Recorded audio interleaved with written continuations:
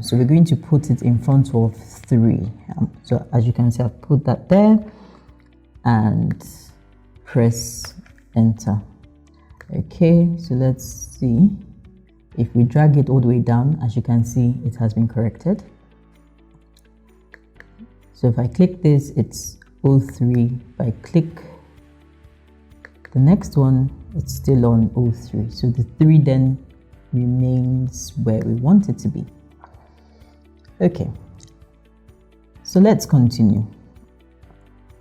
Now we want the housing allowance. So I'm going to teach you another neat trick because we have a lot to do, and if you understand the shortcuts of Excel, you can actually get a lot done faster.